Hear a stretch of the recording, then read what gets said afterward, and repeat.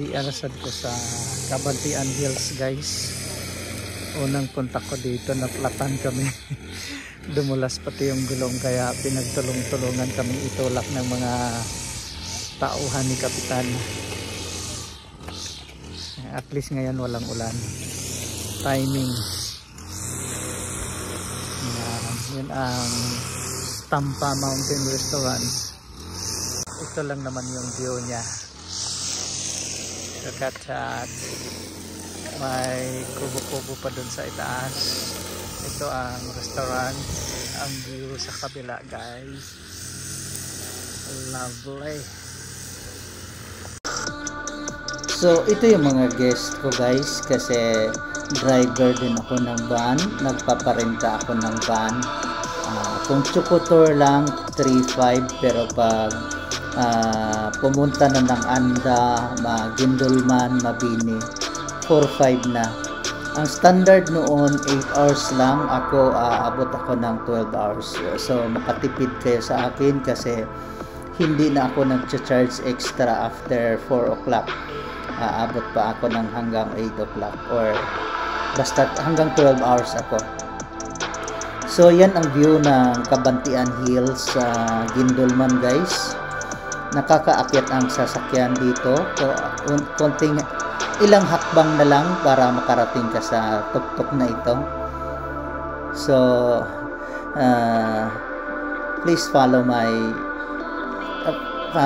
Facebook page guys, Triskelion Rider or Edmond August. Please subscribe to my channel.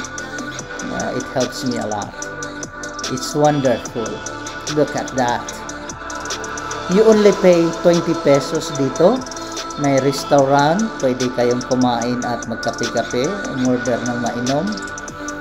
At very lovely. Although kulang-kulang 2 hours itong Gindolman sa Tagbilaran, marami ka pang mapasyalan at hindi lang ito nag-iisa. Pwede ka pang pumasyal ng Anda, pwede kang pumasyal ng Mabini, pwede ka pang pumasyal ng Kandihay.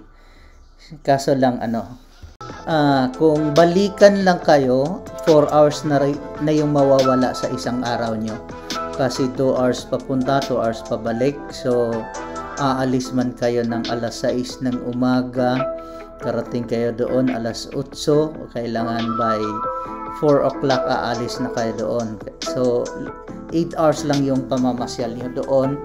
Kaya ilang lugar lang ang kaya nyong puntahan. Pero pwede naman, mga 2 o 3 lugar pwede na yon. Depende kung gaano kayo katagal mag-chill or mag-stay sa isang lugar. What I'm trying to say is marami kang mapapasyalan, hindi ito nag-iisa. Kumbaga side trip lang ito, pag uwi lang ito. Maganda kasi ito during sunset. At isa sa mga i-recommenda ko dito sa Gindolman ay ang Lantay Hills. Andyan din ang Bill-Ann's Paradise, kaso lang lubak pa yung kanilang kalsada doon. Looban pati.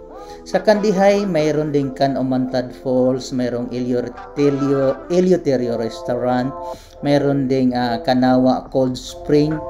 Sa Anda, marami doon. Mayroong Anda de Boracay, may Anda White Beach, may Bugnao Sea, mayroon ding Park Lane doon or Blue Raven Resort. Sa Mabini guys, mayroon din campsite, may Pearl of the Ocean, mayroong Chidi Highlands. So mag-enjoy kayo talaga dito dahil kahit yung anak nga ng guest ko dito, usually hindi ma-appreciate ng bata ang mga ganitong view, pero tuwang-tuwa yung anak ng guest ko dito. Hindi nag-iiyak, tawa ng tawa, nag-enjoy talaga siya sa view. Na-feel niya yung ambience ba na napaka-relaxing. Anyway, thank you for watching guys, and hope to see you on my next video.